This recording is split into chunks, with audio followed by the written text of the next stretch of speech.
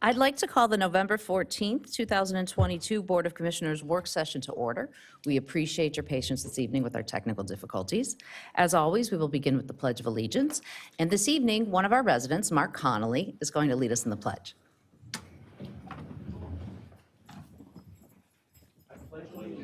To the flag of the United States of America and to the republic for which it stands, one nation, under God, indivisible, with liberty and justice for all.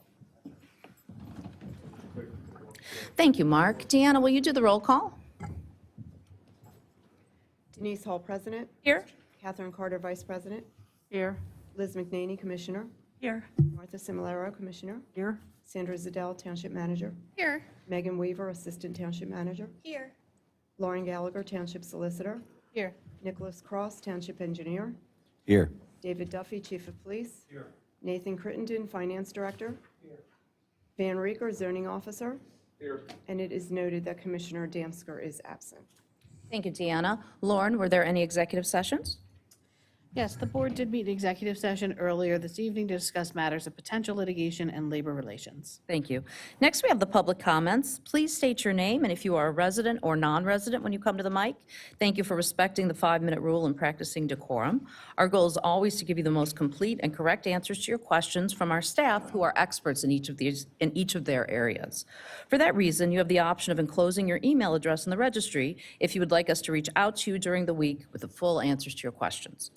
We had some residents who were concerned that if we answered any questions offline, so to speak, then the residents who wanted to hear the answers publicly would be left out. So we will continue to share any answers to questions that were posed publicly but were answered privately at the following public meeting.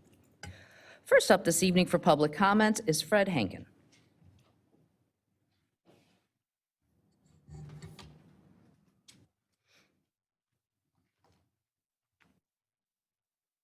Hi, good evening. Can you hear me okay? Yes. Thank you. 802 Clover Drive, I am a resident of the township. I ran into a resident who had a concern about the stop sign at Township Line Road and North Wales Road. And there's apparently been a lot of accidents there. And I asked her to be here because I thought it would come better coming from her, but she was concerned about the lack of, I guess, blinking lights or something that might be done because she sees a lot of accidents at that intersection. Are you aware of any contact from anyone or what might be You done? mean North Wales Road and, Township Line. Oh, yeah.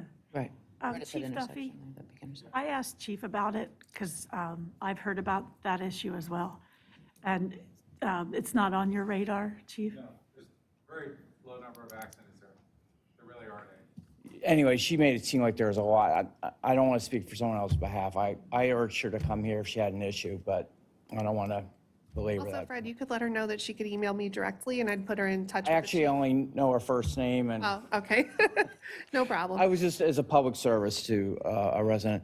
A right to know had been requested last month regarding what some of the survey questions were. I guess you're going to answer those tonight, but I'm not understanding why that right to know to ask to find out what the survey questions were denied. I don't know if somebody can answer that question for me. There was a right to know request that was submitted for some of the survey results. It was denied because the results were still in the pre-decisional stage. What about the questions themselves? Everything was still pre-decisional. So the questions themselves were asked, but they're pre-decisional. I'd have to look at the specific request that was Regardless, I am about to go over the entire survey and all the questions and all of the items. Well, I guess my one concern is I do not know one resident that got any kind of survey on this, and that leads to my next comment. The EAC put out a survey, I believe, on SurveyMonkey. The township survey was done by telephone. The comp plan was done through the township newsletter. Is there any consistency or why there's a lack of consistency of how we survey our residents in this township? I'm getting blank stares, but I don't really, the only reason I knew about the SurveyMonkey for the EAC is somebody emailed it to me, but if I really was concerned about that, I wouldn't have found out about it. comp plan we've talked about numerous times. Township survey, again, I know nobody knows anything about this township survey. I understand we're going to get some results this evening, but the fact that we didn't even, our request to ask what the questions were denied is quite confusing to me and really shows a lack of this township board being forthright and forward with what they say they're going to do. This is not how I would perceive our township acting, is not being transparent. It's the word I used to hear all the time. I don't hear transparency any longer from this board. I hear, we'll tell you later, we'll deny it, we'll tell you later, yada, We're yada, yada. literally going to tell you in like a couple minutes when it's my turn. But my point is, 2 weeks ago, we asked for these questions. They were, actually, it was a month ago. It was after the last, right after the last board meeting. Pre-decision or not, I'm not an attorney. I don't understand. I understand the results can't be result. You know, I appreciate that. But the questions themselves were not made available. So tonight, we're going to find out what the questions are and the results. Yep, you're going to find out all of it. But that seems a little like, it's almost like we don't want you to know so you can't be prepared for what might be coming up during the meeting. That's what the perception is. Thank you, Fred. Do you have anything else this evening? Yes. The grant money that you're applying for, 1.2 million. I'm just hoping, well, my one question is, are there any strings attached to that money from the county? Like if that grant, Grant, are you referencing? I believe it's for the open space money that was approved. That was a DCNR grant. Okay. So Fred, just to answer your question, there are always strings attached to any grant application. That was the point I was going to make, and I was wondering what they might be. I don't have that at my fingertips. But you'll get Sure. my email, you can get back to me? Thank you. Thanks, Fred. Next up, we have Mark Connolly.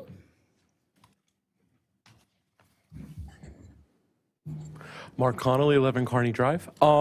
So I know it's not on the agenda tonight, but I just wanted to say I'm excited that normally you're not excited for roads to be closed, but I'm excited for the Dickerson Road Drainage Improvement Project. So hopefully that will help us not be underwater the next time we have a 200-year flood in 2 years. So I guess the other thing I was going to mention is I do have some questions about the budget presentation. Would you rather me wait until the budget presentation to do those? Yes, that would be awesome if you waited for the agenda item. I will definitely give time for questions during, like, once I'm finished the presentation. Okay, great. Thank you. Thanks, Mark. Next up, we have William Jackson. William Jackson, 644 Park Road.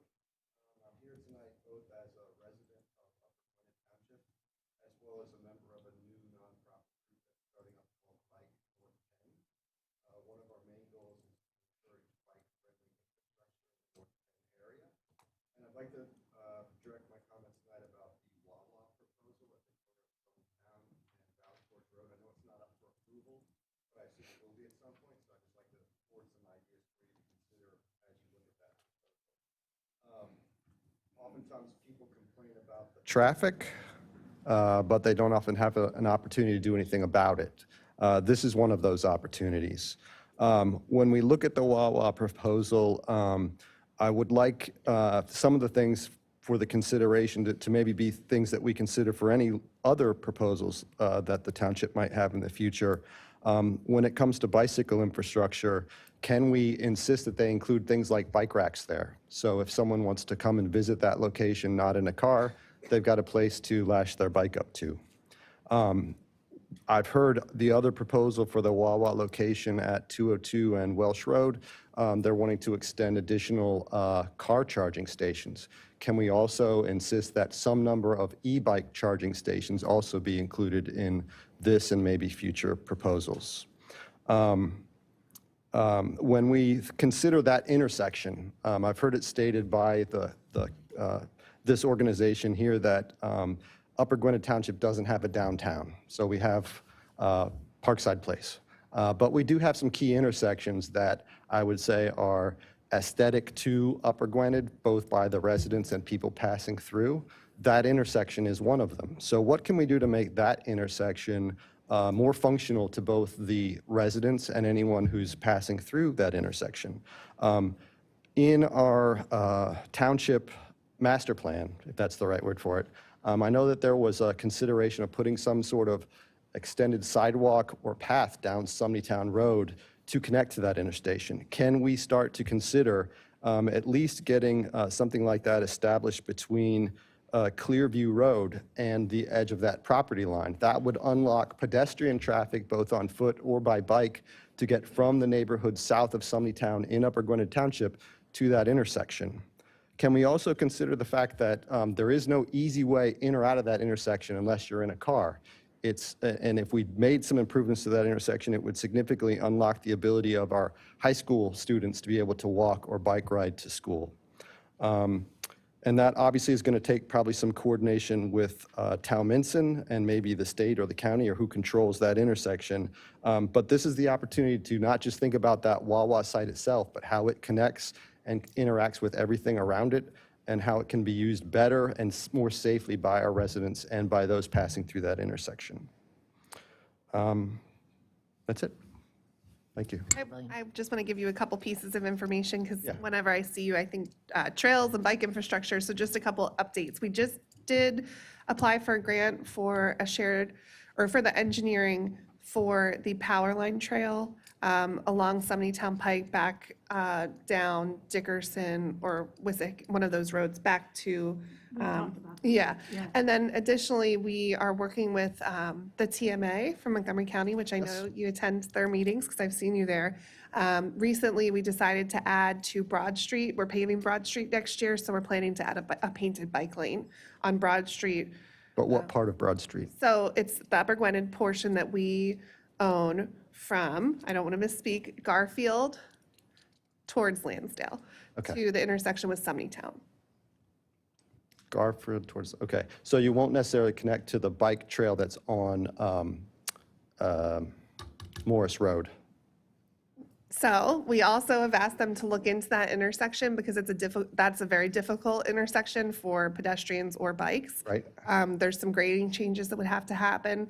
And one of our comments to the TMA, who has a grant right now for this sort of thing, is can you help us explore how we can make that a more bike-friendly and pedestrian-friendly intersection? Fantastic. So we are definitely working on that.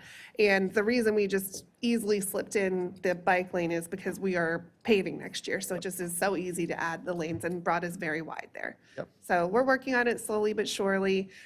Also submitting, we submitted that one grant application for that section of trail from Sumneytown back, and then also from Dickerson to sort of Gwyn Nor. And then that reminds me of, as you talk about the intersection at Welsh and 202, that's another important connection for a trail there, Yep. for the power line trail. Nope, I appreciate all of the focus on trails. What our organization is here for is to support those trails and the efforts of the municipalities, but also create connections to those trails in other neighborhoods so that you can have transportation or bike infrastructure, not just for recreation, but also start to consider it as part of transportation. And again, it encourages commerce, it encourages better health, and it also lowers incrementally the volume of cars that we have, which everyone likes to complain about. Thank you. Thanks, Bill. Next up, we have Sam Augustin.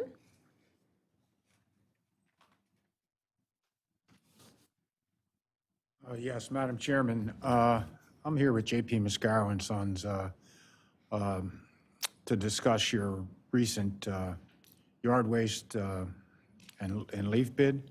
Now, I don't know if it would be now to discuss this with the board or perhaps later when it was going to be brought up at a later time during the meeting. What is your preference? You can share your comments now. Okay.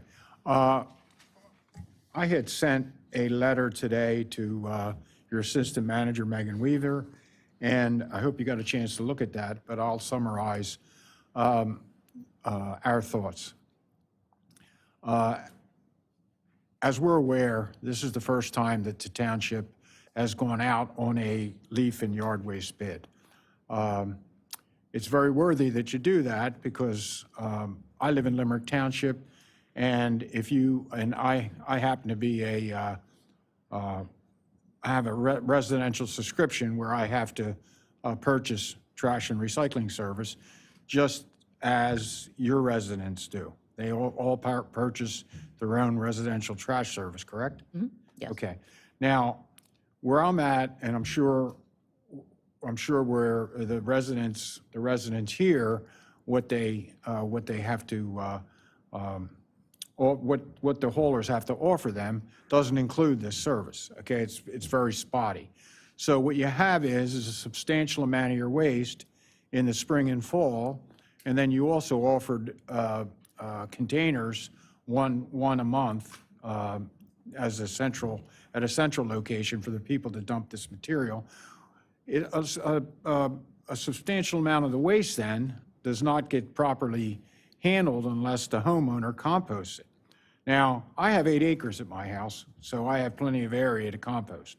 Most of the residents here, I would assume, have 1 acre or less or some larger parcels. I'm not that familiar with Upper Gwynedd. I've lived here in this area all my life, but I'm not that familiar. So people have 1 acre parcels or 1.5 acre parcels. There's plenty of leaves. There's plenty of yard waste, and they have nowhere to get rid of it. Now, I'm sure that the board, this is a progressive community, you're interested in sustainability. You're interested that this waste gets handled properly. So you went out to bid for the first time. Now, you're going out at a very tumultuous time. You know, we've had the pandemic. We've had fuel doubling in cost. We've had wages in some case going up 60, 70, 80% over the past 3 years. So to summarize, what I'm saying is that you went out to bid. We have put out, over the last year, we've probably put out 50, 60, 70 bids in the municipal sector, and in many cases, there's only 1 or 2 bidders. It's a very, very strange time in the industry because of the rapid increase in cost, because of shortages of labor, et cetera. So it's the first time you went out for a bid, and I wanted to assure the board that our bid is competitive, and if we had to bid it again, we'd probably be in the same general area. And I spoke with Megan today at length, and also my boss, Pat Mascaro, thought this was very important, and he spoke with Megan. I don't think that dropping the containers would be that big of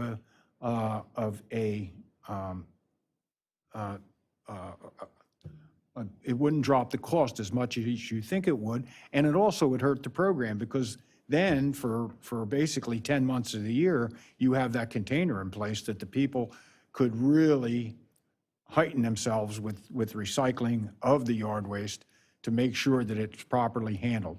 We have 2 facilities to handle yard waste, one in Souderton, one out in Manheim, where we also handle sludge. So the material would be, again, it would be taken care of properly, and there would be true recycling, true sustainability. So I wanted to be sure that the board takes this into consideration. Also, too, if you break this down, our bid, I think it's 109,000 or so. If you divide it by the number of residents, it only comes to, I shouldn't say only, but it comes to about $15 per resident, per household, to put out as many bags as you like, spring and fall. Also to use the 40-yard container, $15 per resident, and it comes out to about 25 cents a week. So it's really, if you break it down, it's not an unrealistic cost.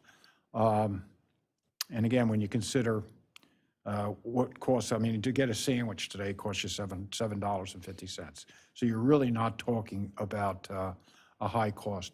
Now, I would answer any questions you may have, or later, however you want to go on with your meeting. Does anyone have an immediate question for Sam on the board right now?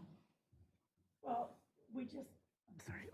we just got this a little while ago, so we really haven't had Yeah. a lot of time. Megan did point some things out to us Yes, prior to the meeting, but yes. I think we all need a little time to go Yes. through it and consider the And residents. you would have another meeting to make this Correct. decision. Yep. So that's what I'm asking, that take time and any more information that you need. Like, for instance, Whitpain this year, we've serviced Whitpain in the past. Their bid went up 242%. So bids are, I mean, it's very, very difficult to pick up trash today, as you know, well, you guys are dealing with the same thing here at the township. You know the costs are out of control. Right. Okay? We appreciate all the extra effort Well, you put thank into you for educating us about having this. me. Thank you, Sam. Okay? We'll be in touch. Okay, and you won't be making a decision tonight. No, it's next You week. may want to stay for the discussion that we're going to have on this Okay. agenda item. But All right. yeah, they Wonderful. won't make a decision tonight. All right, thank you. Thank you. Thank you. Okay. I am going to, were there any other public comments tonight? Okay, I am going to turn it over to our manager, Sandra Zadell. Thank you, Denise. There should be a presentation coming up. Just make sure. Do I have control over this, Megan? I have to turn it on. Oh, okay. So, as promised earlier, I'm going to be going through all of the survey results, including our methodology when conducting the survey from our April 2020 residential survey that we did conduct via telephone. The first question is, generally speaking, how would you rate Upper Gwynedd Township as a place to live, work, or raise a family? Would you say excellent, good, fair, or poor? And I'm pleased to present that the majority of people voted us either good or excellent, which is wonderful, and we had 2 fair and 0% poor, so I'm thrilled with that result. It's always good to take the temperature and make sure we are actually serving residents in the ways that they would like to be served. The same question 2 is, how would you rate Upper Gwynedd Township in the service delivery that we have to residents and business owners in the township? Would you say that we're doing an excellent job, good job, fair, poor, or not sure? We did get a few poors in there. I wish I had more details to share to know why we got poors. But overall, the vast majority of residents felt that we were doing either an excellent or good job. Next, we asked the residents what they feel is the single most important problem facing Upper Gwynedd Township today. What are one of the things that concern you the most on a daily basis? This was an open-ended, unaided question, which means we didn't say pick from these answers. These are just the things that the most people said. So the list is sorted from highest to lowest, except at the undecided. There were more people undecided than sure of what they think about Upper Gwynedd every day, and I understand that because I don't think we're in the minds of all of our residents every day. But roads, highway, and infrastructure were a top priority, as well as traffic and public safety and taxes. And I can say, I think that if you survey almost any community, those would be the top 4 local government concerns in the area. They also had concerns about growth, development and suburban sprawl, education and schools, which of course we don't control, and economy and jobs. So.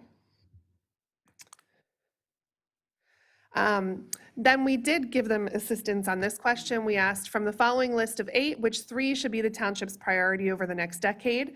And the top 3 priorities were maintaining a low tax rate, maintaining township assets, and preserving and maintaining open space, with a close one in 4th place of redevelopment of vacant properties, improving traffic conditions. Bill, where are you? You'll be so excited. Enhancing walking and biking opportunities, as well as managing residential growth and preserving the township's small town character. Again, I would say these are pretty consistent with what we hear from residents in the meeting room. And outside. And the community, yes. The next question we asked was to gauge how residents, have you recently seen, read, or heard anything about the property in the township, often referred to as the Martin Tract, a 33-acre parcel of undeveloped land. 36% of people had heard about it, 57% had not heard about it, 7% were not sure. We left an open-ended question here. In a few words or sentences, can you share with us what you have seen, read, or heard about the Martin Tract? In this, we got verbatim responses, so we can't summarize them into a list similar to the other slides, but I think the next few slides will share with you some of what those responses were. And I do want to make clear that they ranged from, yes, I've heard about the Martin Tract, I don't care about the Martin Tract, I care so much about the Martin Tract. There was a wide range of responses. So we did want to help. As you recall, a couple slides ago, 57% of people had not really heard I just want to make sure I summarize that correctly. 57% of people had not seen, heard, or read anything about the property referred to as the Martin Tract. So in this case, we gave them a little description. At issue is to what extent the township should purchase and/or acquire a 33-acre parcel of undeveloped lands from its current owner, and for what purposes you think the land should be used for based on what you know, what should be done with the Martin Tract. Again, most people were unsure. The people that were sure thought that it should be converted to open space at a rate of 31%. The owner should be able to keep it and use it for their own purposes at the rate of 16%, and the wetlands on the Martin Tract should be preserved untouched, 9%. If any of this property were to be sold, would you prefer it to be used for high-density townhomes, active recreation such as playing fields, passive recreation such as walking paths, or left as it is today? Overwhelmingly, walking paths and passive recreation were selected or left alone as is. Next was active recreation with playing fields or playgrounds. And lastly, again, 6% not sure. Would you support or oppose Upper Gwynedd Township using grants and surplus budget funds to purchase the Martin Tract so it can be converted into recreational land? 55% of residents surveyed said yes, they support that. 37% said no, and again, 8% were unsure. These questions I loved. Fred, I think you're going to love these questions because we talk a lot about these issues. What sources do you rely on for information about Upper Gwynedd Township? This really bowled me over. 31%, the big winner, was our printed old school township newsletter, which I kind of love because, as you've heard me say before, we believe we have to educate people in all the different ways. So we'll still send the print newsletter. We know people rely on family, friends, and neighbors. The township website was 19%, social media 18%, general social media 17%. Sorry to the newspapers, you're down to 15%. Television news, we don't make it so often on there, but 12%, and then mailings and letters, 6%, which I know to be true because when I send letters to people, the response rate, not so great. But the printed newsletter is the big winner. These responses made me a little sad. How often do you visit or utilize the township website? Oh, the big winner here, hardly, not at all, never, 35%. Less than weekly or about monthly, 31%. Less than monthly or a few times a year, 29%. Weekly, 3%. And yay for the 1%, the 4 people that are checking us every day.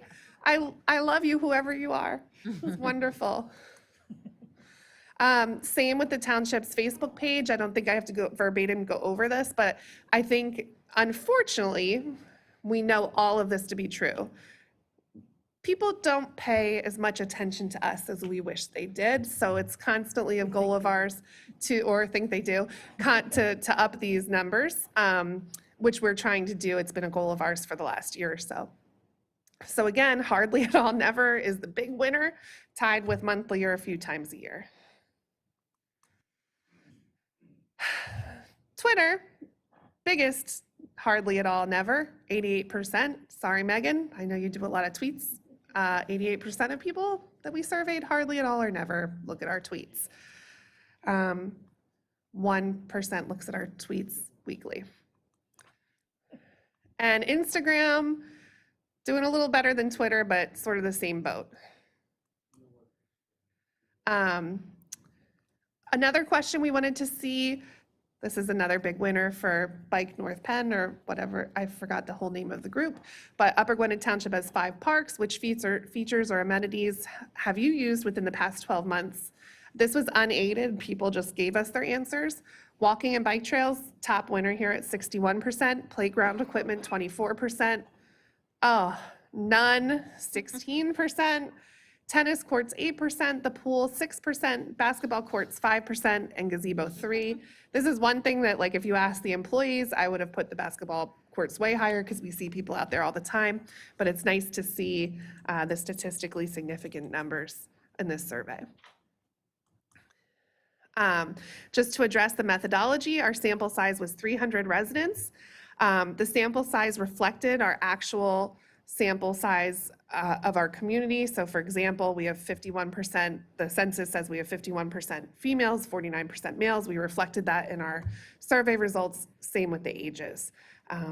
We have a higher population of 30 to 44-year-olds and 65 plus, and we kept calling until we met those percentages.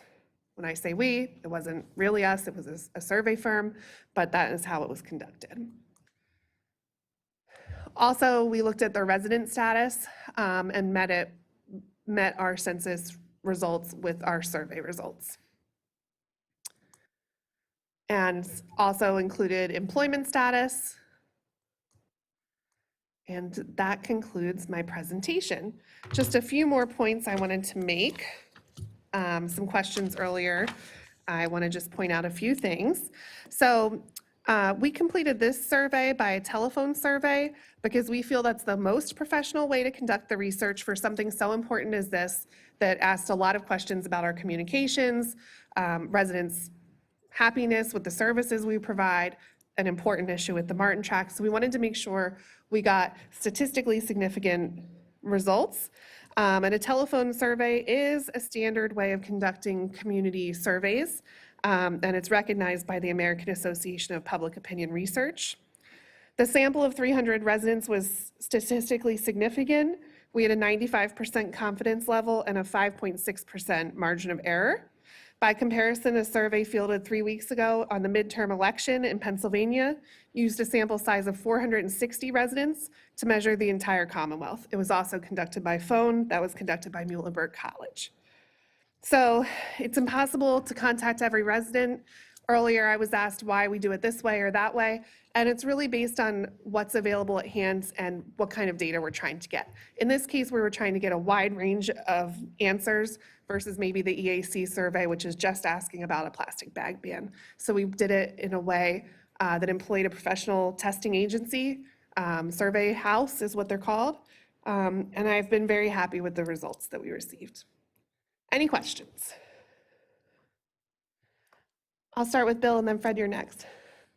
Can you come to the mic and just remind us your name, please, and whether you're a resident or not a resident? Yeah, William Jackson, I'm a resident, 664 Park Road. Thank you. I know it's been asked before, but how much did we spend on this? We spent $7,635. Okay, and if you could go back to the slide with the 300 total and the the age breakdown? Oh, I went past it. sorry. Just a question of methodology. 300 is a nice round number, and you said you kept calling until you reached the sample that approached the breakdown of the population. Does that mean if you called 100 people that were 65 plus, you threw away some of them until you got the balance? No, we stopped at the 31%. So you then stop calling people who are identified as 65 plus.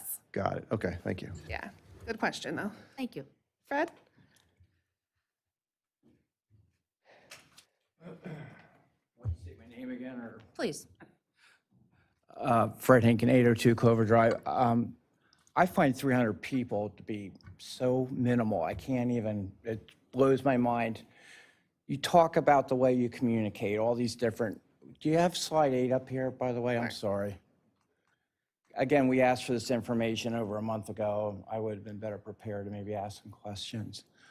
I mean, I think 300 is just, with all the ways you can communicate to this township, you only use 300 people. That's, I mean, how many households do we have in this township? We have over 7,000 households. Okay, so that's less than 5%? I don't know one resident that got a telephone phone call. Fred, are you I'm doubting that I'm we actually conduct this survey? Because we did conduct this survey.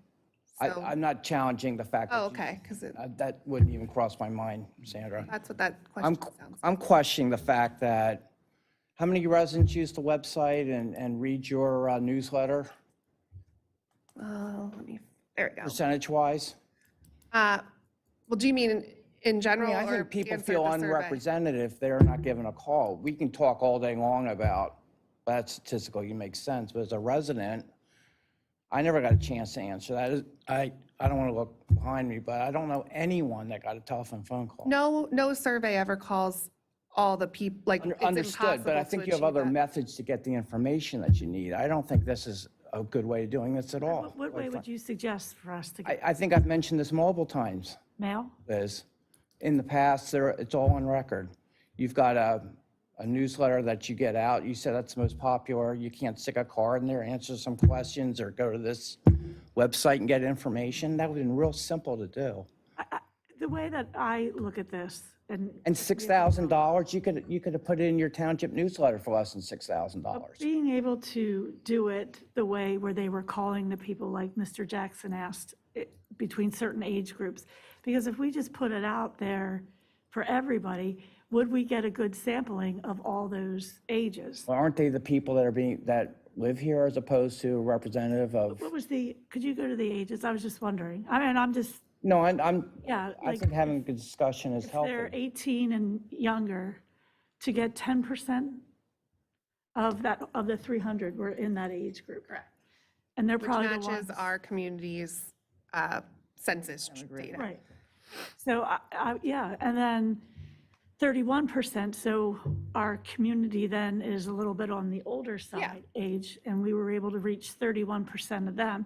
Whereas if we just put out a basic survey, That's we correct. wouldn't be able to, I mean, unless we. We wouldn't be you able to know, guarantee in any way that we're conducting a statistically significant survey that's met the demographics of our community. And I think, Fred, also, in some ways, you're indicating communication versus a survey. So we communicate broadly, we try to reach all of our residents. That's always our goal. But when you're conducting a survey, You did a comprehensive plan. could you let me finish? I will, my apologies. You. When you're conducting a survey, the purpose is to get a representative sample, just like this is a representative democracy. These ladies are elected to represent you. They're getting a representative survey that in as many ways as we possibly could, we matched the demographics of our community. So there's lots of ways that we could talk about other ways that we did it, other ways that we've communicated other surveys, but this is the way that this board chose to do this survey, and you're welcome to have your opinions about that, but there's nothing that we can do to change that. It's done. This information is going to be used just to inform the board and inform the residents of where things stand right now at a snapshot in time, April 2022. Right. So to go back to my question, the comprehensive plan that was developed for the 2040 comprehensive plan was done by telephone. It was done. So who knew who answered those questions? Was it everyone over the age of 40 that? Who knew? Were they even residents? No idea. In this sample, I know that they're Upper Gwynedd residents. So a whole comprehensive plan that affects this community for the next 20 years, you have no idea who the We answers. actually addressed some of the same questions, the ones that the board felt were really important, like what are your priorities? And they were answered very closely. How do you know they came from residents is my question. You don't know. That was a different board. Excuse me? It was a different board? Okay, and so it's different. So the boards. amount of funds that were allocated towards that was made, that decision was made by the prior board. But who actually put out, when did that survey go out in the newsletter? It went out in the beginning of the process. Okay, We've been working on it for 3 years. right, so some of you were on the board when that was. We were, but we weren't in the majority at that time. Okay, so I just really find this to be fascinating that you just do surveys based upon, I think, the results you want to have as opposed to really getting a representation of this community. That's just my I opinion. don't want to be argumentative, Fred. I'm not here to But I argue. would say that this method that you've suggested would not provide us with the data that we received here. So we did it with a professional survey house, which is basically the gold standard of how to do a survey. That's Yeah, just, I'm not here to argue. I'm just voicing an Fred? opinion, that's all. Let me say one thing, because I used to do a lot of statistics in Sure. my previous life when I worked. Any of the, especially the sampling, what they do is what they call clustered sampling. So they go through and they look at the different demographics of our township, and what they've come up with is the age groups there. So they're the specific demographics. So we are an older community. So of course, 65 plus get more calls. They also use statistical sampling tables that have been in effect for ages. And you can go look that up on the American Society for Quality website, actually. And they used they didn't use did they use a regular sample size?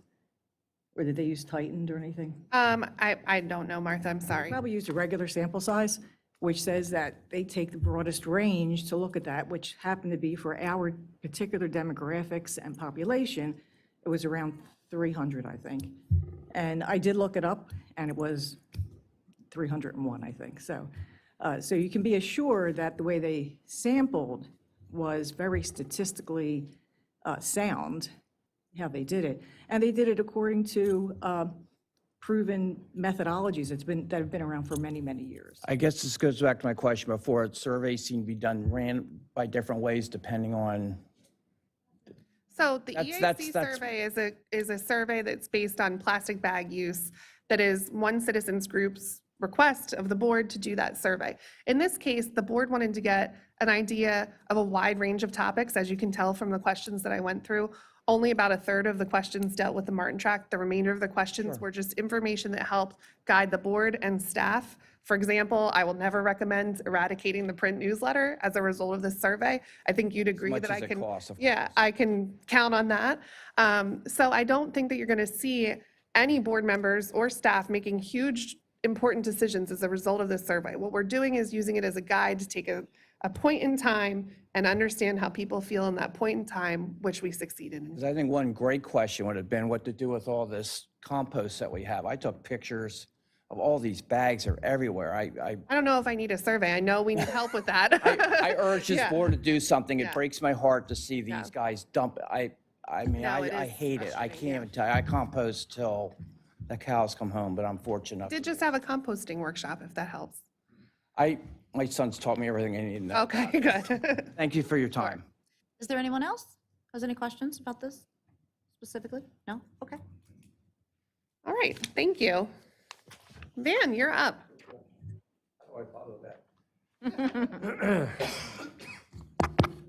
Good evening, everyone.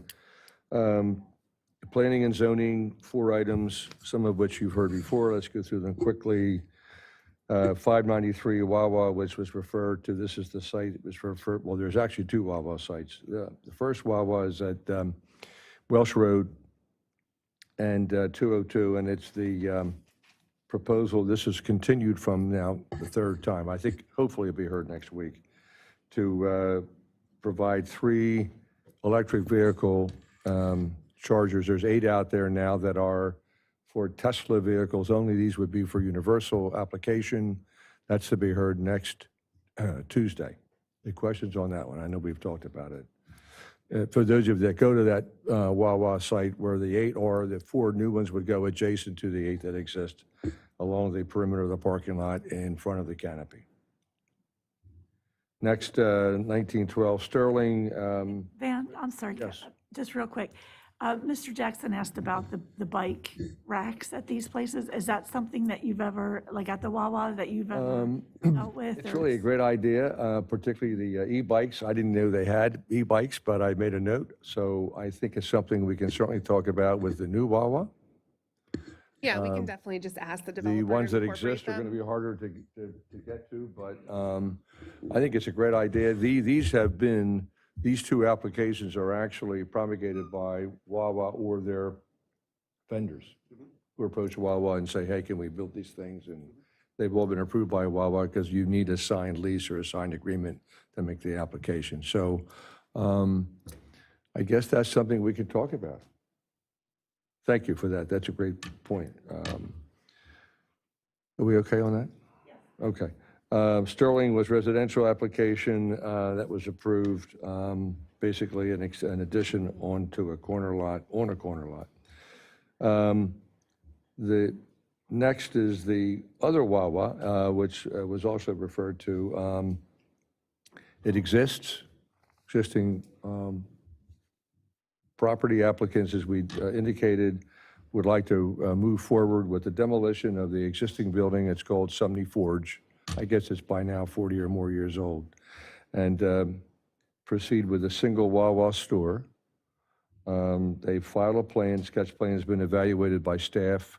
Megan has forwarded out numerous recommendations and observations by staff. Their path is to go first to the zoning hearing board for permission for the sale of gas. That's the way you get gas approved in Upper Gwynedd. All gas stations, all convenience stores need to go to that special exception post first.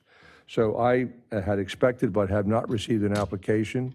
If they get in the next week, they could be heard on December 22nd, otherwise January. The questions on that one? I think we've been through that a little bit before. At the land development stage, that's the time we can start to convey those kind of messages. We're smart enough to ask about EV bike chargers, but we will. Next time we will do that. And then finally, at 203 Oakland Place, this is an unusual dimensional variance residential in Upper Gwynedd.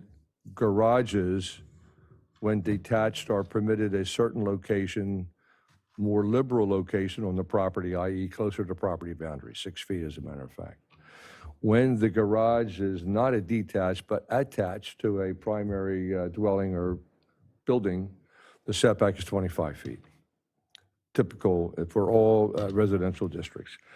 So this applicant had applied for, received approval, and a permit to construct a 3-car detached garage on their property about 3 years ago. It's been built. And now they have asked to connect the garage to the dwelling via a breezeway. Not an unusual application, but in Upper Gwynedd, that means that the garage is now attached to the primary structure. They needed to be 25 feet. They're not.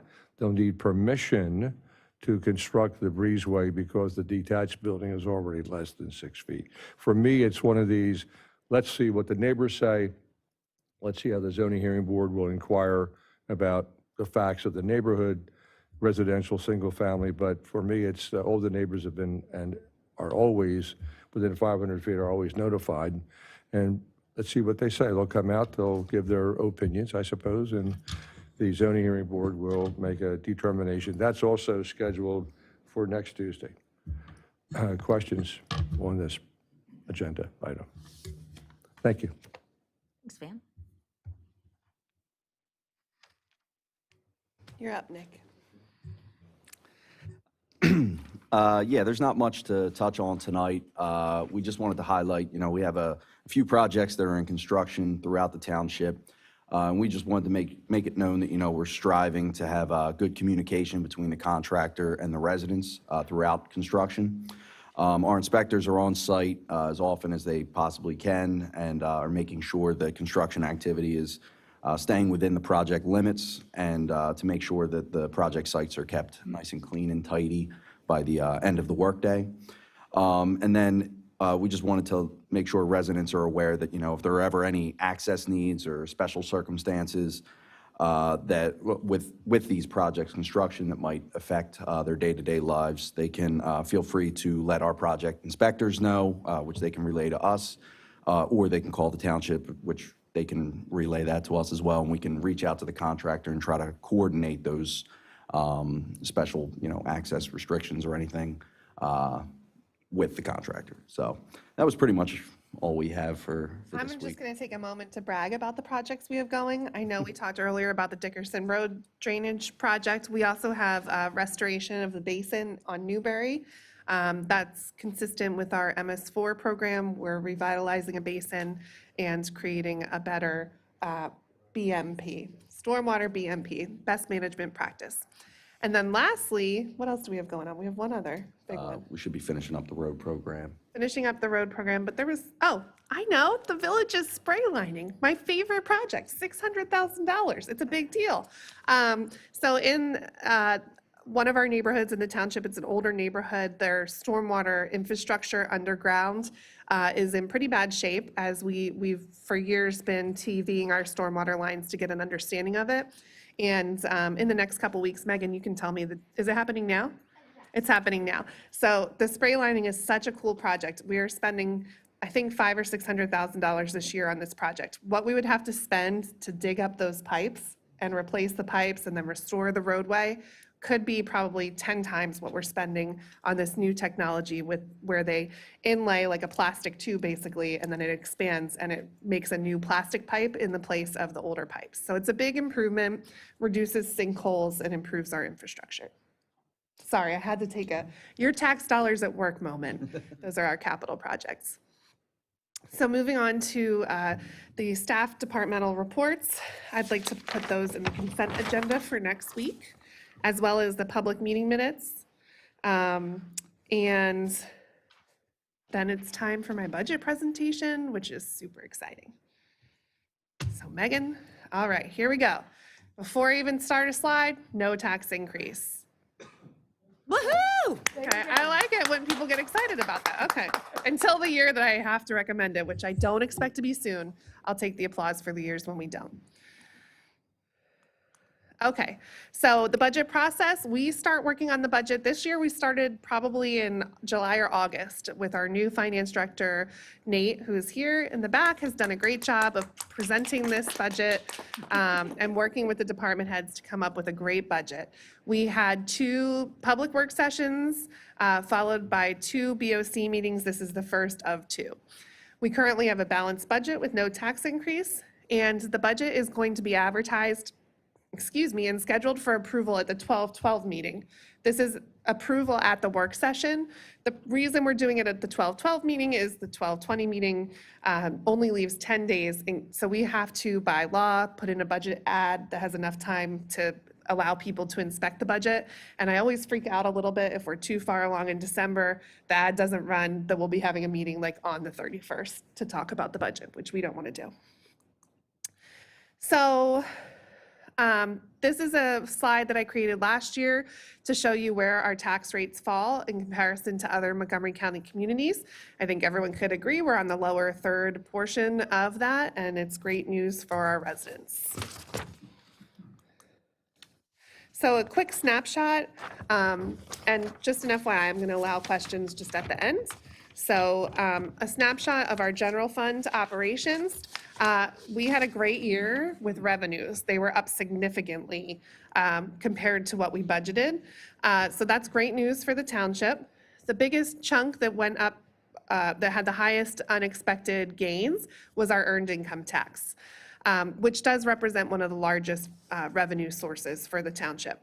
So our general fund spending forecast for 2022 is about $1.6 million under budget, and our revenue forecast is about $745,000 over budget. And that's exactly the way you want things to be. I mean, I'd prefer not to have our spending be so under, but it was timing of projects and things like that. We're trending an end of the year surplus this year at $400,000, and that includes a recommended transfer to our capital reserves of $715,000 at the end of this year. Our capital reserve fund is how we fund large capital projects like the ones that Nick and I just discussed for this year. Our reduced spending in the forecast is accounted for by benefits and salaries, capital project timing, and unfortunately supply chain issues and grant acquisitions. Also, our roads project came in significantly under budget this year, and any delayed capital projects for this year are mostly shown in next year's budget. For example, we had some trouble getting some vehicles and things like that. This is our appropriations by funds. Also, you don't have to memorize everything we're putting up. As soon as the board makes the decision items 13 and 14 to authorize the advertisement of the budget, this will be available at the township building to view. And I think we usually post it on our website, right, Megan? More appropriations, I know those are hard to read. Just one note, my slide does not match the actual budget because we had about $4,000 of increased expenditures in wastewater that's updated on the budget versus what's on this slide. Whoops. Why are they going like that, Megan? There we go. Thanks. So I wanted to show you our revenues and where we get most of our revenues. And I did this slide 2023 projected revenues as well as our 2022 forecast. You'll see we don't have a ton of change in our major sources of revenue. Our earned income tax is by far our strongest source of revenue. Transfers, that means transfers from other funds. So you do see an increase in the 2022 by quite a bit in the transfer line, and that is for the $3 million that we allocated to transfer to the wastewater fund from the general fund, which will be paid back over the next 10 years.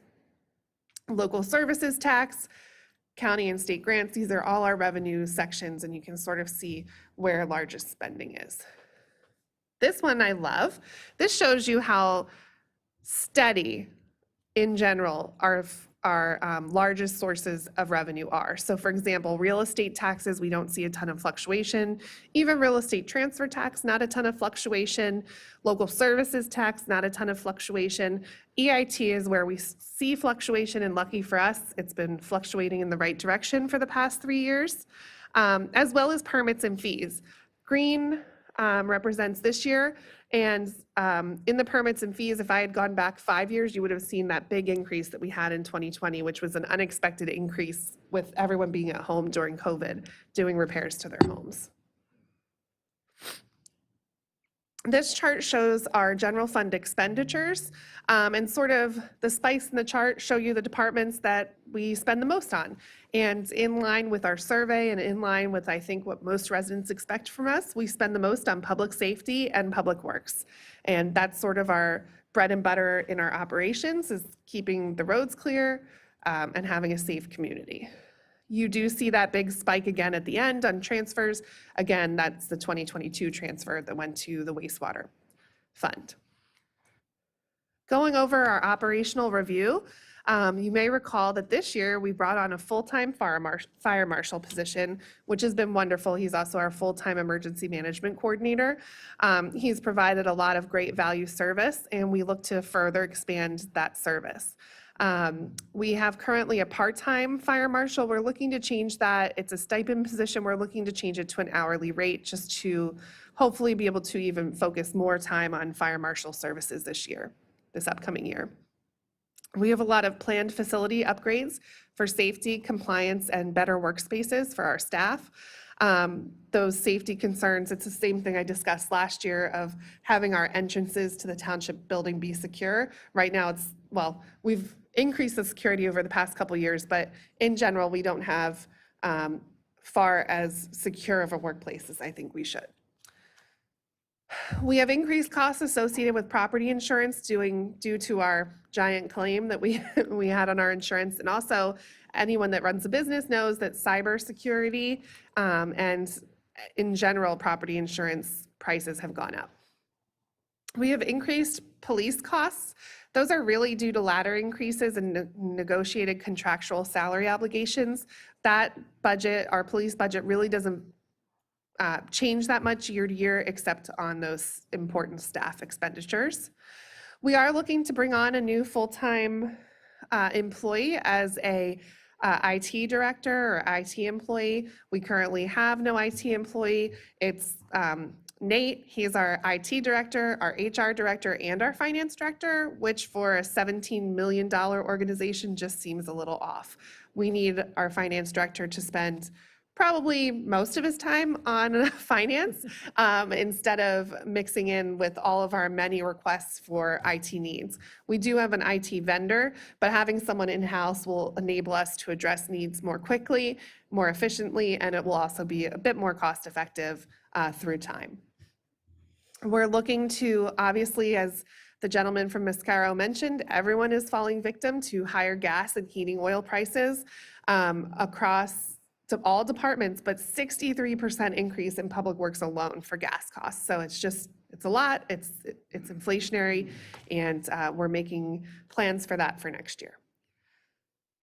We're also looking to survey the township complex for fire safety and sprinklers. The building you're in right now is perfectly safe. You can see the sprinklers in the ceiling, but we have a lot of other departments that we have employees working in that don't have sprinkler systems, and we're looking to see what we could do to improve the safety for our employees. We're looking to continue to invest in stormwater repairs and pipelining. We're going to be doing a little overhaul of the external maintenance of the concession stand. We have a grant-funded Park and Rec comprehensive plan update, and we did complete our salary study, which you may recall, to reclassify employees and provide comparable wages. kind of made me chuckle when our Mascaro friend was here, which is a very different business than what we run here at the township, but we have all the same concerns. And I say that because we really are a business, we're an employer, we provide a service-based business, we don't sell widgets or anything like that, but what's really important is that our staff can have comparable wages, especially in these inflationary times. And that salary study result is just putting us into the 50th percentile with surveyed communities, so we're not going crazy trying to get like 90th percentile, we're just shooting for the middle. The hopes are we'll continue to be able to attract wonderful employees. We have had a lot of trouble this year attracting employees to come and work for the township. We weren't able to hire enough summer help. We really struggled in our hiring processes for several positions. What is it? The silent resignation, the great resignation. There's a lot going on with that now in the labor market. Quiet, yeah. So wastewater, operationally, we're not proposing a rate increase this year, although one may be needed next year, and I just want to be fully transparent and put that out there now, so that as we go through the year and talk about it, people are aware. So we are showing large increases across the board of all the departments that we have besides that gas increase in public works. Wastewater is probably the most susceptible to inflationary issues. For example, we buy a lot of chemicals, a lot of electricity, sludge hauling, which is a truck hauling situation similar to trash hauling. All of those are seeing large increases, which you can see on my slide. That's in part due to WIP and inflow and infiltration complications, but it's also due to inflationary pressures. We have a huge amount of capital spending that we're consolidating into I&I, that's inflow and infiltration work this year. I&I work is performed to remove these stormwater flows that we get during rainy events, wet weather events from the wastewater process. Anytime there's clean water, stormwater going into our wastewater process, we're paying electricity, we're paying chemicals to treat clean water. And what we really want is to just be treating wastewater. We increased a little bit in our payment to the TMA, that's the Tohomenson Municipal Authority. We still have a small payment there, just anticipating some potential rate change from them for next year with their sale to NextEra. And we also have a new line item in this budget for $18K for mowing the plants and all the pump stations, which takes a lot of staff time. All of our staff every single Wednesday, all summer in that department mow, and we have better things that they could be working on, like all of the many projects that we have in that department. The fire fund is another fund we have separate from the general fund. Good news, this year brought the sale of our old fire department vehicles in at about $15K higher than we had anticipated. We are seeing an increase in Upper Gwynedd Fire Company's request from the township. Again, you see the same things, heating oil, inflationary costs, the audit's getting more expensive, and long distance and phone costs are more expensive.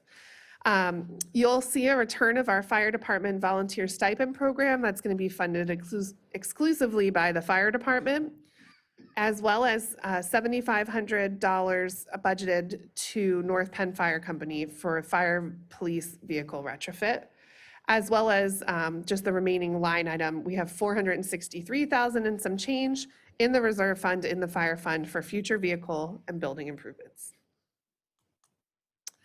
Moving on to capital projects, this is the meat and potatoes of what we do here. As you know, last year we began a 5-year capital plan, which this year we updated, so we added the 5th year back in.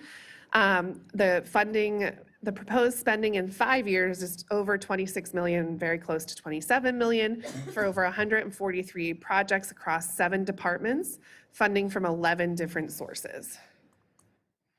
And I love this because it kind of shows we use a real blend of ways to pay for these capital projects.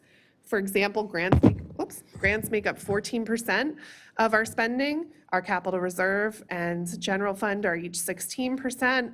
We have other funds and financing options, but overall, we really look for like a blended way of paying for our large capital expenditures. We do still have American Recovery Act funding that we're finishing up using this year and next. Originally, we had allocated all of that $1.5 million. We had a portion allocated to public works spending with stormwater repairs, and a portion allocated to wastewater spending.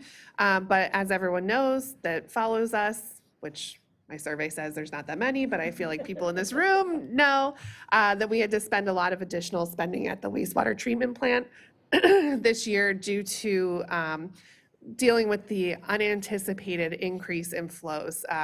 Basically, when we planned for the WIP project, we expected a certain level of flows, and what has actually come once we connected and turned on the flow is just much higher, and a huge portion of it is that I&I, which just costs more. So we're working very hard, and I'll be going through that to tighten up our spending in that department and reduce some of that I&I. Again, our theme, it was the same theme for 2022, so spoiler alert, infrastructure and investment planning. So we still have the Sunnytown Pike Bridge project. It was built in 1927. We're going to be bringing in a lot of engineering work next year to just complete the engineering. It's a complex project requiring many different types of engineering. I have a meeting about it every month. I wish I could recite all the different things, but it's, we're dealing with a creek, we're dealing with environmental controls, as well as just transportation controls. So 2023 will be aimed at engineering with construction in 2024. It is a grant-funded project. We have 1.4 million in grants brought in so far with that, and we just submitted another application today to the Multimodal Transportation Fund. Again, this picture just never gets old, the worst day of our lives since I've been here at Upper Gwynedd Township. We're still working on the Haynes Run Restoration Project. We have about $1.4 million of planned spending with awarded grants totaling $366K. We're looking right now in 2023 to complete the engineering for all 3 phases and begin construction of the first phase of that project. If we construct phase 1 and feel that it's good enough, we may not continue on to phase 2 and 3. And that grant funding that we've received has provided direct relief to the capital fund. Other important capital projects I made a typo, for 2023, not 2022. I have like 1 million people check this and still I do this and find a typo. But we have security improvements in our township building, which I spoke about earlier, in-car camera upgrades for the police, as well as 2 new vehicles. A pole barn that you may remember was planned in 2022, but turned out to be much more expensive, so we delayed it to 2023. We continue our open space management plan, and we are focusing over $1 million on I&I reduction next year for the wastewater treatment plant. We will be finishing up the DVRPC streetlight conversion to LED streetlights. We have some drop-down floodgates that we're looking to install. This would be another grant-funded project, and this is, we have several areas in the township where the traveling public routinely drives through our barriers when there's flooding. So we say, don't drive here, and people drive through and then they get stuck. So we'd like to invest in some drop-down gates so people can't, because people will move the physical barriers that we put out. These drop-down gates are a little more intense and say, like, do not go there, because there is a cost and a danger for our public safety employees that then have to rescue people. We have a drainage improvement projects in West Prospect and the Meadowbrook neighborhoods. I love this one, the Pet and Person water fountain that'll be installed out in the park, as well as an updated marquee board. I'm getting told that I should go faster because the Eagles game is going to be starting soon, but come on, this is really important. I know. We're looking to update the marquee board out front, which is an important resident communication that we utilize to celebrate our programs and advertise them. We're going to finish the replacement of Clarifier 3 and purchase a bunch of vehicles. I always love when we look at this, we'll be replacing a 1999 Gator, a 2004 truck. We take really great care of our equipment and make it last. This is a new thing that I did, and I love it. Do you like it, Nick? Because I feel like that you might like this. So for roadway improvements, we spend money on both milling and overlay and microsurfacing. So microsurfacing is the project that extends the lifetime of our roadways by, I think, about 10 years, 7 to 10 years. And when it does that extension, we're saving money each year by not having to invest in an earlier mill and overlay, which is much more expensive than microsurfacing. So the graphic that I produced shows in the teal color how much we're expending in milling and overlay, and in the green how much we're spending in microsurfacing. Also, I've put up on the slide all of the roadways for next year that'll be microsurfaced, and all of the roadways that will be paved. And I got it right, it is Garfield to Sunnytown, so I'm glad that that helped me. As a car driver, does that mean Church Road down past the train station where it's like it's been carpet bombed? Yes, that does mean that, yes. Yeah, that is a little rough over there. Okay, thank you. Yes. Our transfers to the capital reserve fund, this is another item that I'm pretty proud of. We consistently sort of stockpile money away into our capital reserve fund so that we can spend and expend projects that really, I think, make a difference in the lives of our residents. This aggressive funding level enables us to complete projects illuminated in our 5-year plan. Each year, we strive to put in about $315,000 into the capital plan from the general fund. And this year, we have allocated $360,000, which is slightly above our goal. Something I talk about every year at budget time is our general fund cash reserve balance. So you'll see a steep decline from prior years to this year and next year predicted. Again, it corresponds with the $3 million that we loaned the wastewater treatment plant. So the GFOA, that's the Governor Finance Officers Association, recommends that we have 16.9% or about 3 months of expenditures in reserve for a rainy day fund. We have about 60%, so we're doing great. We're very strong financial position, and this allows the board to invest in any projects that they think might be important to them.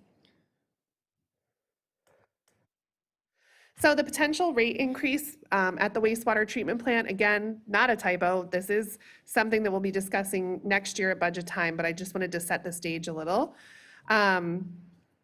Currently, we have a structural deficit in the wastewater treatment plant. What that means is we fund our expenditures through a transfer from reserve to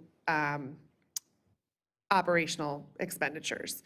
So right now we have about $7.2 million in reserve at the wastewater treatment plant. We can't keep funding these deficits through reserve fund transfers. At some point, we have to align our revenues and our expenditures. With WIP Online, we have a much higher than anticipated I&I cost, as I went over earlier, and that equated to an additional $3 million of unanticipated spending this year. Comparatively, our rates are rather low. We're the third lowest of the communities we looked at, which are all surrounding communities to us. The rate that we'd be looking to increase in 2024 would be about $100 per EDU. That would bring in about $1.3 million in additional revenue to the fund. This year alone, just as a perspective, we're spending $1.1 million fighting I&I issues, and that's expected to be about a 5-year plan. I&I is not just an environmental issue, it's also an efficiency and cost issue, as I discussed earlier. Lastly, I thought someone might think this. I thought WIP was supposed to save us money. Doesn't seem like it is if we need to do a rate increase. So I did a little calculation. So the purpose of WIP was to bring our flow from Towamencin to the township, eradicating the need for the large payment that we used to make to Towamencin for those service fees. If Towamencin's sale to Next Era is approved by the PUC, the rates could increase by about 135% over the next 10 years, and that would be a rate that we, as a township, would have been paying to Towamencin to treat our wastewater. That would have created additional payments to TMA of about $2 million. We would need to raise our rates to $569 annually to cover that increase, which is $162 per EDU. Remember, our rate increase that we're considering is $100 per EDU. So we're still getting a great value for our money. It's still important. WIP still allows us to invest in our own system, our Upper Gwynedd system, our own infrastructure, and keep costs reasonable for our residents and ratepayers. And we'll try our best to stave off this increase. It's not a promise, it's a maybe, but we're evaluating every day. We're tracking chemical use and trying to reduce sludge hauling costs. So that's something that we'll be actively working on over the next year. Time for questions, but the message I want to leave you with is Upper Gwynedd Township remains in a strong and stable financial position for 2023 and into the future. Fred, can you come to the mic, please? Thanks. Whew. It was a great presentation, by the way. I was Thank you. actually following along, and Good. having this background helped a lot. So we're in really good financial state. I think it was 6 months or more, and the average is 3 or whatever, like of reserves. Yeah, we have about 60% when we need 16. And maybe I'm jumping the gun because I had a question on item 16, had to do with the homestead exemption. Is there a possibility we could increase that exemption if we're doing so well financially? So And I'm just throwing that out as a consideration of the board, that's all.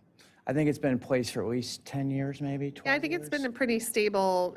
I mean, it's a great program. People don't take advantage of it, really should. I know I've heard you guys mention that. I think it's a great program, but So that's basically the same thing as a tax reduction, I think, to increase. Understood. Yeah.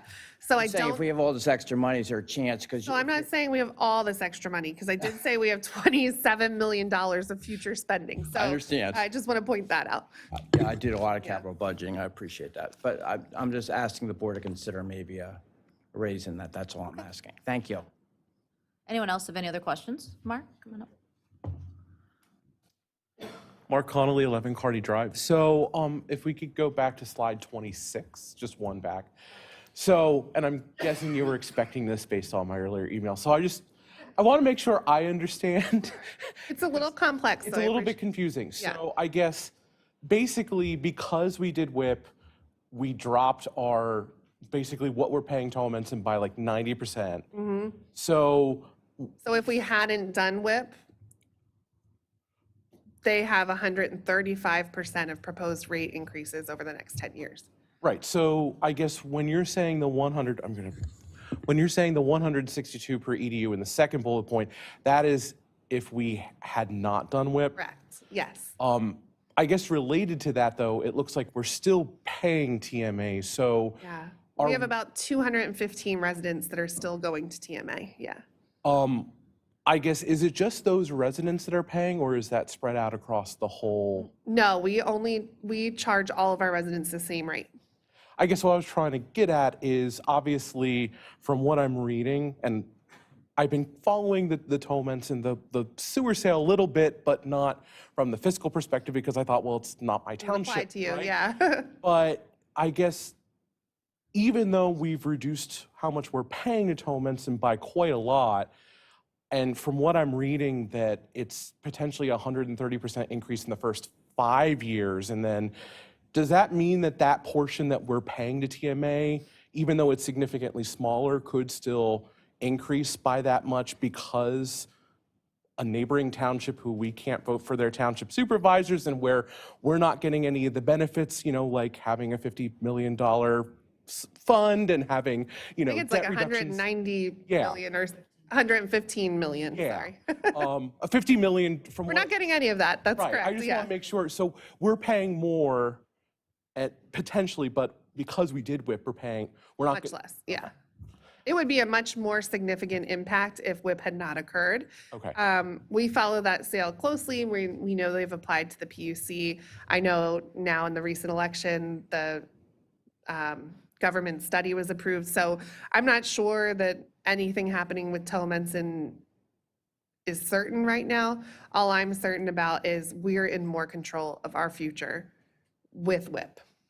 I just want to ask, because I hadn't realized there was kind of potentially a fiscal link between yes, what's yeah. going on there and here. Yeah. And knowing that, you know, obviously I think it's something that if Upper Gwynedd Important. Township residents knew, they might have something to say about it. But anyway, I guess the other question I had is the I&I portion. Yes. I guess I was just trying to figure out like what exactly, are like these drainage improvements and stormwater improvements, are those things that can help with I&I, or are we talking about potentially different question. types of projects? Yeah, it's totally different types of projects, but I love your question because I love talking about wastewater, if you hadn't noticed. So what we're doing with I&I is trying to make sure the stormwater stays in our stormwater infrastructure instead of bleeding into our wastewater infrastructure. So those types of projects look at like elevating manholes, making sure the manholes aren't cracked or having any infiltration.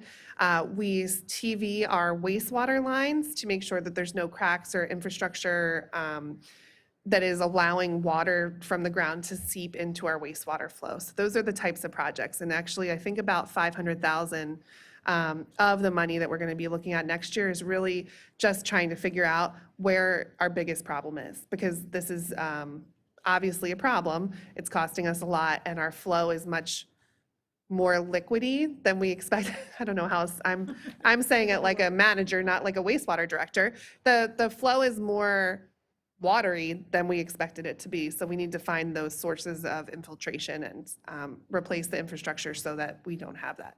So a lot of the stuff is just like as Diluted, infrastructure's- thank you. That's the word I was looking for. as infrastructure is aging, we have to maintain it and make sure things. Yes, it's definitely an investment in our infrastructure.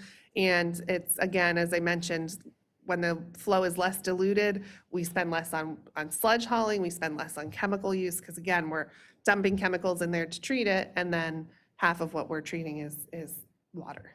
Okay, great, thank you. And Sandra, I just wanted to add, those residents that still have, their flow has to go to Town Menson, it was impossible to switch it to Upper Gwynedd. If we could have switched it to Upper Gwynedd, we would have, but no matter what happens with those rates, the township is going to take care of that. So we are not going to parlay that cost to those residents, if that was one of your questions. Okay, just wanted to answer that. Does anybody else have any other questions? Okay. Do I have to talk anymore tonight? I think I do. Actually, I'm going to have Megan do a lot of it because I already talked so much. You might be able to tell I have a little cold. So I would love to pass it over to Megan, but that's a surprise to Megan. You got this, Megan? Sure. Okay, great. So the next item on the agenda is the authorization to advertise the 2023 holiday and meeting calendar. This is something that we do every year, and the township is required to advertise these meetings for the upcoming year. So if you do look in your packet, all of those dates are listed out, and I believe this would probably be a consent agenda item. The next item on the agenda will be a decision item. It would be the motion to authorize the advertisement of ordinance 2022-06, the tax rate for 2023. And this is something that we do every year. We're required to do this by ordinance. Great. Do we have a motion to authorize the advertisement of ordinance 2022-06, tax rate for 2023? So moved. We have a motion. Do we have a second? I'll second. We have a motion and we have a second. Do we have any board comments? Do we have any public comments? All in favor say aye. Aye. All opposed? Motion passes unanimously. And the next item on the agenda is also another decision item. It's the motion to authorize the advertisement of ordinance 2022-07 for the 2023 budget appropriations. This is another item that the township does every single year to allocate for the three primary funds, the general fund, the sanitary sewer fund, and the liquid fuels fund. Great. Do we have a motion to authorize the advertisement of ordinance 2022-07, 2023 budget appropriations? So moved. We have a motion. Do we have a second? Second. We have a motion and a second. Do we have any board comments? Do we have any public comments? All in favor say aye. Aye. All opposed? Motion passes unanimously. Okay, and the next agenda item is Resolution 30-2022. That's authorizing the auditors to conduct an audit for 2022. And in accordance with the First Class Township Code, by ordinance, we are required to do these independent audit. So this is another item that we generally do every single year, and this has already been reflected in the 2023 budget. And then that's not a decision item for tonight, that'll be for next week. The next one is Resolution 31-2022, the homestead exemption for 2023. This is another routine resolution that we would do every single year. I don't know if there's anything that needs to be added to that one. And then the next one is Resolution 34-2022, that's Act 57, waiver of tax penalty fees for new property owners. Megan, you can throw that to Lauren. Okay, thank you. So this is Act 57 of 2022. This requires the township to pass a resolution on or before January 9th of 2023, which essentially allows new property owners who, because of the timing of their purchase, did not receive a tax bill. It allows them to not have to pay any kind of delinquencies or anything like that. And again, this is something the township is required to do by statute before January of this year. So we prepared a resolution that is in a form for adoption. And the next item on the agenda is the approval of the sale of the township's old phone system on Municipid. The township did upgrade the phone system. We did post it on pen bid for the 15-day period. We did receive 7 bids, the highest bid coming in at only $11. So we are recommending that sale for $11, and that will be check or money order to be placed in the general fund. So unfortunately, that was the highest that we received. That's really commentary on how much people appreciate old technology equipment. That will inform our actions with Municipid and those Yeah, products. Megan, that could go on the consent agenda. Okay. The next one is the approval of the release of fire escrow number 2, the final escrow for 408 Carmichael Drive in the amount of $25,000. This was a house that unfortunately had a fire and completely was demolished. So as part of the insurance gave us an escrow fund just in case in the event that something happened where we needed to do anything with getting rid of the house. If it didn't get rebuilt, it at least would be a safe area. So they have filed for their building permit, so this would be now to release that final $25,000. And just to update, it's $25,081.19. There was a typo on the agenda. And I think that could also go on the consent agenda. And the next one is also likely a consent agenda item, the approval of escrow release number 2 for Wheatley Walk in the amount of $508,156. They have completed all of the public improvements that they were required. Isaac and Nick had certified that they did complete all of those items, so they are recommending the release of that escrow fund money. The next 3 are general MERC waiver requests. The first one is for their Building 63. This would be for relief to allow extended work hours, and it would be from December 5th through July 31st. The hours would be 6 a.m. to 11 p.m. Monday through Saturday, and then on Sundays from 8 a.m. to 5 p.m. As they always do, they monitor for noise just to make sure that there is no disturbance to the residents. The next one would be for their Building 50, and that would be extended work hours for specifically Sundays, and it would be from November 27th through April 30th, and that would be for crane lifts on just select Sundays. And in the packet, you'll see all of the Sundays that they have listed in there. The next one is a decision item because it is for an upcoming date, November 20th, and it would allow for, I think it's their Building 81 for the steam rack project. This would be November 20th from 8 a.m. to 5 p.m. to allow a small crane to work on Sunday. Great. Do we have a motion for Merck and Company waiver request from Chapter 113-1 and 124-5 for Sunday crane work on Building 81 Steam Rack Project, Sunday, November 20th, 2022, from 8 a.m. to 5 p.m.? So moved. We have a motion. Do we have a second? Second. We have a motion and a second. Do we have any board comments? Do we have any public comments? All in favor? Oh, sorry, Bill, if you want to come to the mic. William Jackson, 664 Park Road. This may not be related at all, but this is just a comment. I walk my dog every morning at about 6 o'clock on Park Road and then some of the side streets. And there is a heck of a lot of traffic on Park Road every morning from Merck vendor vehicles moving from Church or West Point Pike, I guess, over to Broad Street to get to the other side of the Merck property. Now, one observation is they often exceed the speed limit, sometimes excessively. But my other question is, there's a lot of wear and tear on our roads with all those trucks going back and forth. Is there no way for them to move from one side of the Merck facility to the other without using the public roads to go around through the neighborhood? And is that a consideration when we talk about work hours? It doesn't wake me up. I'm not complaining. I'm just suggesting, why is it that way? Well, I can say that the Merck site, excuse me, has about 12,000 visitors a day. I think. I didn't make that number up.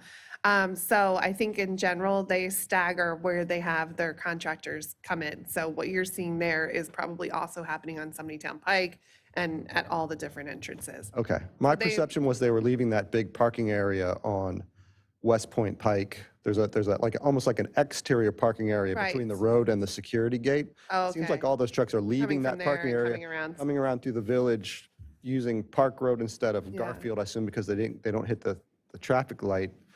And it's just like, why can't they cut through the interior versus go around? I don't know the answer to that. Okay. But I Just can a check question. into it. Okay. Thank you. All in favor, say aye. Aye. All opposed? Motion passes unanimously. The next item is also a decision item. It's the motion to approve the trail license agreement with PICO for the Powerline Trail in Upper Gwynedd. And this is something that the township has been working for the past few years to complete the feasibility study. And the easement acquisition for the PICO Powerline Trail, we finally have the PICO approval, and then this agreement would be the final step in approving this to be able to do the installation of the trails in the right-of-way. It's very exciting. It's for the entire trail, the whole way from 202 and Welsh all the way to behind Blue Fox Drive. So, Awesome. yeah. Do we have a motion to approve the trail license agreement with PICO for the Powerline Trail in Upper Gwynedd Township?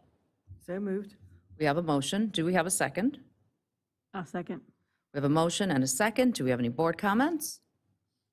Do we have any public comments? All in favor, say aye. Aye. All opposed? Motion passes unanimously. The next item on the agenda is the bid rejection for residential leaf and yard waste from JP Mascaro. The township did want to try something new. Currently, we do have, the township requires that all of our trash haulers have one pickup day in the spring and one pickup day in the fall, specifically for leaf yard waste recycling that is required by our ordinance. We were trying to add something additional to promote getting more leaves, making sure that they are going to the landfill. We did this based off of what other municipalities had done, similar programs, and their bids came in significantly less. Speaking with Sam today from Mascaro, it's very clear that across the board, it has significantly gone up. However, this is still very much over budget and more than what we had anticipated spending for this service. So originally, the recommendation would be to reject it and then possibly go out to bid. But maybe there is a potential maybe to wait until 2024 when fuel prices or when the service of trash is a little bit more, if it comes down a little bit, Less maybe to wait. volatile. Yeah. Yeah. So that would be the recommendation.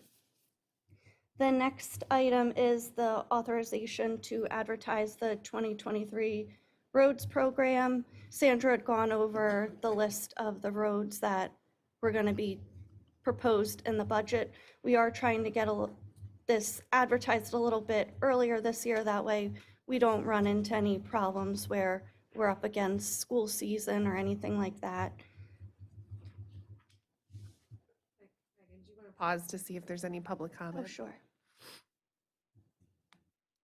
Looks like you're good. Okay. And then the next agenda item is the approval of payment number 2 to James Morrissey, and this is for the 2022 roads program in the amount of $16,000. Yeah, Megan, that was Okay. that amount wasn't correct. That's actually the 2% retainage that's going to be held. The actual amount is $70,062.65 for that payment. We'll Okay, update thank the you, Nick. agenda for next week to reflect that. That's very different. That's a very different number. The next item in the wastewater section would be approval of the 2023 dense soda ash bid award to Paragon Integrated Services Group in the amount of $22.85 per 50-pound bag, and to reject the bid by George Coyne, I'm not sure if I'm pronouncing that correct, chemical company due to the bid exception. Did you have anything you wanted to add on that one? No. What does that mean? The next one Oh, is, Sorry, there's a question from Catherine. She said, what does that mean? That mean bid So what they did was they submitted like an addendum to their bid that wasn't in line with the bid requirements. So you have to follow the rules on a bid. You can't send like a different option. You have to follow the exact rules, the exact way that we ask you to do it. Right, we don't have a choice. We legally have to reject it if it's not exactly how it was designed. Okay. the next item on the agenda is approval of Resolution 33-2022 for the Mark 537 plan. This is something that is required anytime we update the 537 plan. Merck is requesting additional flow, so this would require an update to that. They did go to the Planning Commission and did receive the recommendation for approval. Their public comment period, I believe, is up tomorrow, but as of today, we haven't received any public comment. So as long as we wouldn't receive any public comment, the recommendation would be to approve this resolution, which would allow the approval of their 537 plan. And then the next would be the approval of the November 2022 open invoices, and then the approval of the November 2022 paid invoices. Thank you, Megan. Thank you, Sandra. Does anyone on the board have anything else? No? In that case, go Birds, meeting is adjourned.